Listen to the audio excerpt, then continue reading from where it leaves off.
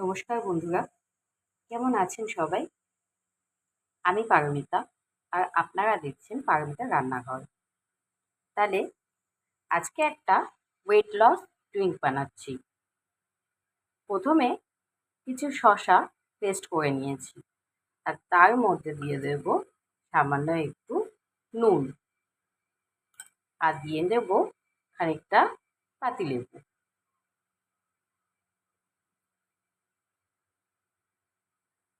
আর দিয়ে দেব একটু গোলমরিচের গুঁড়ো।